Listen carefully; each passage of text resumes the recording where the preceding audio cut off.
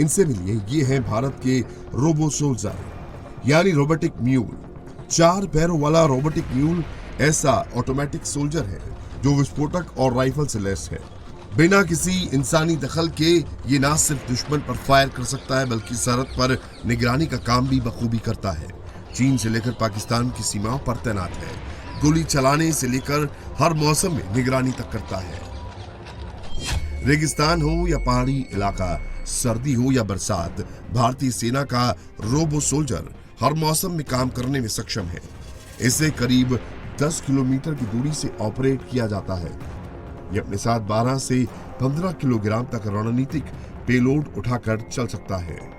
जरूरत के मुताबिक AK-47, इंसास, LMG, स्नाइपर या टेवोर जैसे हथियार लगाए जा सकते हैं। इसके अलावा बॉर्डर पर छोटे मोटे सामान लाने ले जाने के लिए भी इस्तेमाल हो सकता है। भारत की तैयारी किस लेवल पर है उसकी एक और तस्वीर देखिए। ये भारतीय सेना के वो ड्रोन हैं जिन्होंने ऑपरेशन सिंदूर के दौरान पाकिस्तान को नाको चने चबवा दिए। 7 मई की रात से शुरू हुआ भारतीय सेना का ऑपरेशन 10 मई की शाम तक चला। उस दौरान भारतीय ड्रोन्स ने पाकिस्तान के रेडार्स जाम कर दिए, उनके ठिकाने तबाह कर दिए। So this is Virat can function in. It has also been manufactured by the Indian Army, and we are following the principle of the Atmanirbhar. This is the Trishul FPV kamikaze. This has also been manufactured in mass by the Indian Army. This is the Shaurya kamikaze drone. You can see the payload can be put here at the back. This is the Vajra kamikaze drone. Can also drop the payload, and the range is. You can see the unlifted drone. These are the service drone. Future war के लिए बनाया गया ये सेना का नया bullet proof bunker है। बड़ा हो या छोटा, हर तरह के हथियार की वॉर से ये महफूज है।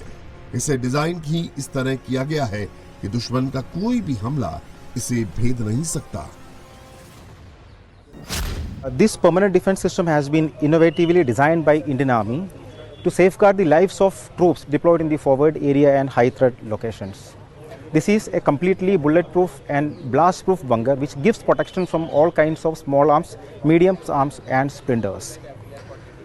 It is fabricated using high-performance slurry-infiltrated fibrous concrete blocks which are lightweight, modular and it enables quick erections wherever it is required.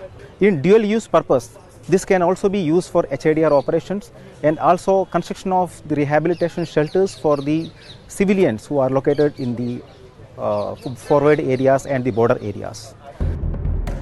Future की जंग कैसे लड़ी जाएगी उसकी एक और झलक देखिए। ये कोई मशीन गन नहीं है, ये है मॉडर्न फायर फाइटिंग सिस्टम। अग्निकांड कहीं भी हो, ये सिस्टम फौरन काम आता है। This is a fire fighting bot.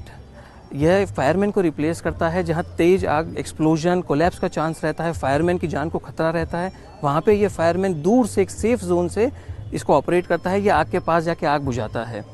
इसके अंदर लाइव ऑप्टिकल और थर्मल फीड आता है स्क्रीन के ऊपर, जो उनको एक रियल सिचुएशनल अवेयरनेस देता है।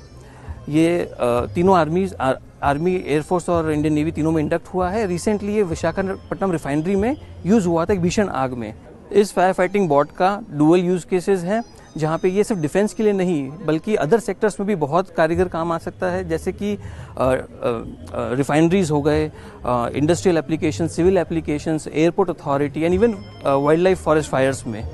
सो अब नेक्स्ट टारगेट हमारा इस प्रोडक्ट को है कि एक इंटरनेशनल प्लेटफॉर्म पे भी हमें इसको एक्सपोर्ट के लिए तैयार करना है।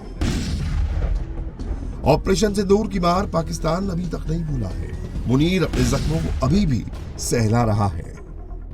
तो यहाँ भारतीय सेना ने जिन हथियारों से पाकिस्तान को ऑपरेशन सिंदूर में तबाह किया, उसके नाम के डिशेस बनाकर 71 की जंग का विजय दिवस मना रहा है।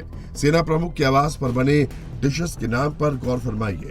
कोई सिंदूरी संदेश है तो कोई लजीज आकाश। यहाँ Bofors air defence gun L-70 और विजय तिरंगा भी मिलेगा।